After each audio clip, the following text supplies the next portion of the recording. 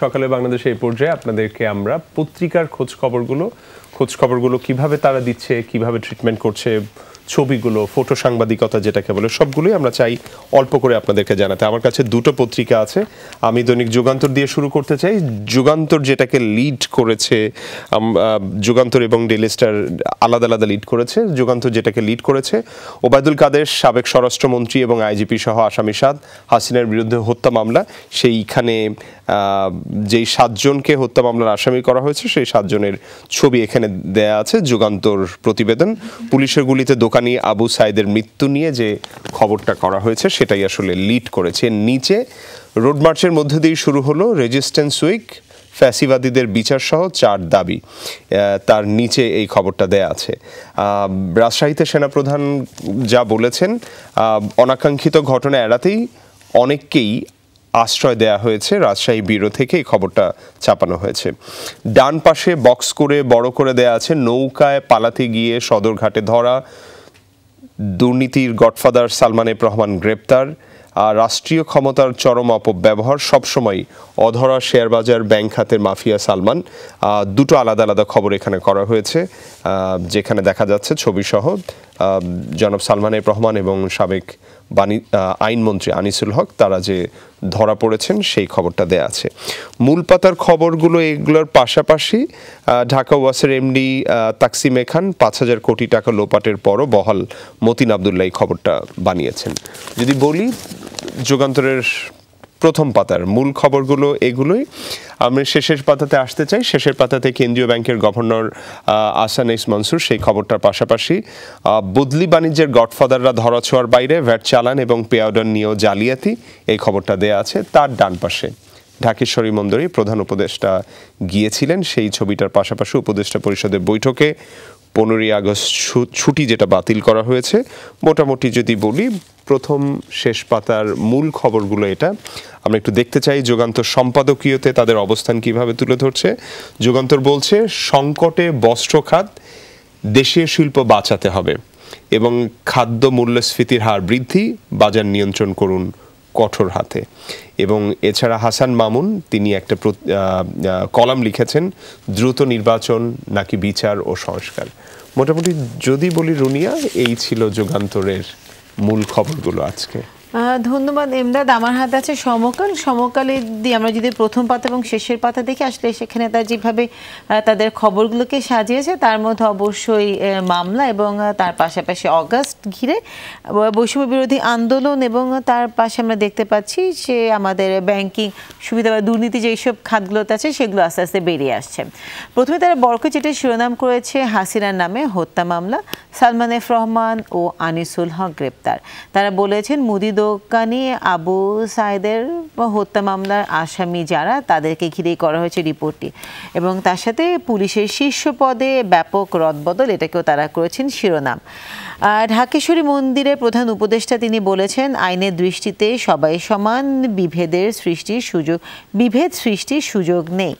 এবং হিমেলের চোখ দেখল না নতুন বাংলাদেশ, সহপাঠীরা উৎসবে রাজপথে, হাসপাতালে কাতরাচ্ছে আরেক কিশোর হিমেল।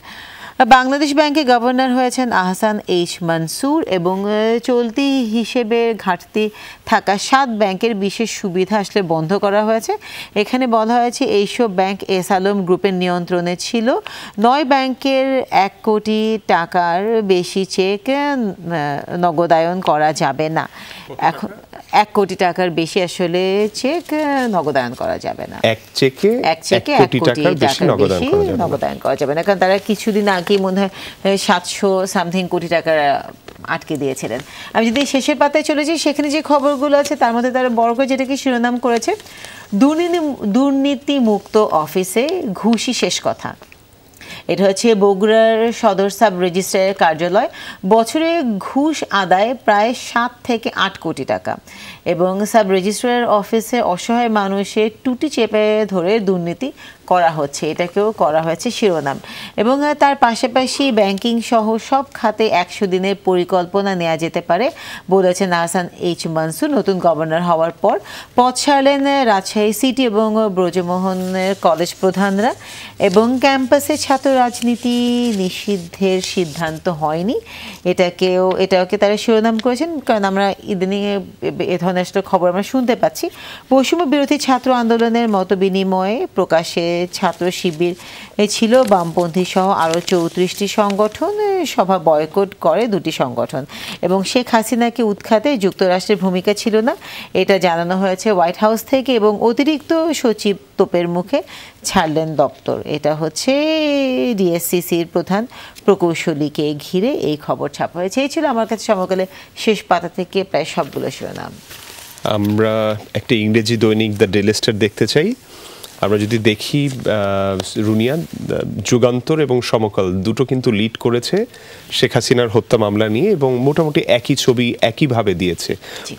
শেখ হাসিনাকে উপরে, তারপরে তার পরবর্তীতে 6 জন আমি দেখতে পাচ্ছি না, তালিকা যেটা করে দেওয়া হয়েছে 7 জনের নাম, কিন্তু তালিকাগুলো একটু আগে পরে আছে। কিন্তু ডেইলি স্টার যেটাকে লিড করেছে সালমান আনিসুল অ্যারেস্টেড ইন সদরঘাট, এবং তাদের ছবিটা এখানে দেয়া আছে, তাদের ফর্মাল ছবি যেটা। আর তারা কিন্তু দিয়েছিল তাদেরকে যে অবস্থা ধরা হয়েছে সেটা ডেইলি স্টার এভাবে পোর্ট্রে করছে। তারপরে আরেকটা ছবি যেটা দেয়া আছে সেটা হলো যে আর্মিদের সামনে তাদের বাচ্চাদের জন্য যে ছবিটা, তার ডান পাশে যে খবরটা দেয়া আছে, we are one family, no room for division. Chief adviser তিনি যে কথাটা বলেছেন এটাকে বেশ বড় করে চোখে পড়ে এরকম ভাবে দিচ্ছে, we are one family, no room for division. এই কথাটার পাশাপাশি আমি যেটা দেখলাম, যেটা আসলে আমি অন্য কোনো পত্রিকাতে দেখি নাই, যেটা ডেইলি স্টার খবর প্রথম পাতায় এনেছে, তারা বলছে Hasina urges all to observe August 15। এটা হচ্ছে posts Joy on his verified Facebook page. এই খবরটা কিন্তু আমি আসলে শুধু ডেইলি স্টারই দেখলাম। এরপরে হচ্ছে major shake up in the police, সেই খবরের পাশাপাশি মানে Monirul Habibur two other top cop sent to the force retirement, এই খবরটা আসলে বড় করে আছে। 15 আগস্টের ছুটি বাতিল করা হয়েছে, এইগুলোর পাশাপাশি মোটামুটি এই খবরগুলো। এবং আহসান এইচ মানসুর তিনি যে বাংলাদেশ ব্যাংকের নতুন গভর্নর, সেই খবরটা দেয়া আছে। শেষের পাতাতে স্টুডেন্টরা যে 4টা তাদের ডিমান্ড আছে সেই খবরটা যদি বলি, মোটামুটি এইটার পাশাপাশি আমরা শুধু একটু দেখতে চাই ডেইলি স্টার সম্পাদকীয়তে কি বলছে। সম্পাদকীয়তে তারা বলছে তাদের জায়গা থেকে health care staff must return to work. এর পাশাপাশি আসলে আরও অনেকগুলো কলামে বিভিন্ন গুরুত্বপূর্ণ বিষয় লেখা আছে। আর যদি বলি অল্পের ভেতরে ডেইলি স্টার এই ছিল আজকের খবর। ধন্যবাদ। আমার হাতে আছে দৈনিক ইত্তেফাক। ইত্তেফাক আসলে যেটাকে বড় করে শিরোনাম করেছে, ঠিক একইভাবে তারা আসলে হাসিনা সহ 7 জনের বিরুদ্ধে হত্যা মামলা করা হয়েছে, এটাকে তারা শিরোনাম করেছে। এবং ঢাকেশ্বরী মন্দিরে প্রধান উপদেষ্টার যে সফর ছিল সেটাকেও তারা বলেছেন। সেখানে বলা যে বাংলাদেশে একটি পরিবার, বিভেদের প্রশ্নই ওঠে না, সবার অধিকার সমান। ঢাকেশ্বরী মন্দির পরিদর্শনে গিয়ে প্রধান উপদেষ্টা ডক্টর ইউনূস এটা বলেন। কিন্তু দৈনিক ইত্তেফাক যেটাকে আসলে বড় করে শিরোনাম করেছে এবং ঠিক মাঝামাঝি রেখেছে, সেইটা আসলে একটা শঙ্কার বিষয়। জ্বালানি তেলের মজুদ কমছে, আমদানি নিয়ে অনিশ্চয়তা, বিপিসির কাছে বিদেশি কোম্পানিগুলোর পাওনা 6,000 কোটি টাকা ডলার সংকটে পরিশোধ করতে পারছে না। বিল পরিশোধ না করলে সেপ্টেম্বরে তেল পাঠাবে না কোম্পানিগুলো। এখন আমাদের তেলের মজুদ কতটুকু আছে এমদাদ? ডিজেল 33 দিনের মজুদ আছে, অকটেন 15 দিনের মজুদ আছে এবং পেট্রোল 14 দিনের মজুদ আছে। তো 14 দিনের মধ্যে যদি আমরা টাকা পরিশোধ করতে না পারি, তাহলে দেখা যাচ্ছে বিল পরিশোধ যদি করা না যায়, তাহলে আমরা আসলে পেট্রোল পাবো কিনা সেই ব্যাপারে এখানে একটা অনিশ্চয়তা দেখা দিয়েছে। সাবেক আইনমন্ত্রী আনিসুল হক এবং উপদেষ্টা সালমান এফ রহমান গ্রেপ্তার, এটাকে তারা করেছেন শিরোনাম। বৈষম্য বিরোধী ছাত্র আন্দোলনের রেজিস্ট্যান্স উইক কর্মসূচি, এটাকেও তারা বড় করে শিরোনামে নিয়ে এসেছেন। এবং হত্যাকাণ্ডের তদন্ত চেয়ে জাতিসংঘকে বিএনপির চিঠি। যদি আমরা শেষের পাতায় চলে যাই, সেখানে যেগুলো বড় হয়ে শিরোনাম হয়েছে বেশিরভাগই আসলে পুলিশ এবং সীমান্তের বিজিবিকে ঘিরে পুলিশের সর্বোচ্চ পদে ব্যাপক রদবদল, সরানো হলো এসবি এবং সিআইডির প্রধানকে। এবং অবাধ নির্বাচনের জন্য যত ধরনের সহযোগিতা দরকার করব বলেছেন সেনাপ্রধান গতকাল রাজশাহীতে। এবং পুলিশ অফিসার মনিরুল এবং হাবিবুলকে অবসর দেওয়া হয়েছে এবং তার সাথে যে খবরগুলো আছে সেটা হচ্ছে অঙ্গহানির কারণে অনিশ্চিত ভবিষ্যতের ঝুঁকিতে তারা কোটা আন্দোলনে হাত পা এবং চোখে গুলি বিদ্ধ। এবং দৈনিক ইত্তেফাকও ঠিক একইভাবে মঙ্গলের ভূপৃষ্ঠে যে পাওয়া গেছে পানি, সেটাকে তারা বলেছেন আসলে জীবন রক্ষাকারী তরল পানির সন্ধান যে পেয়েছে এটা এসেছে শিরোনামে। এবং 15ই আগস্টের ছুটি বাতিল।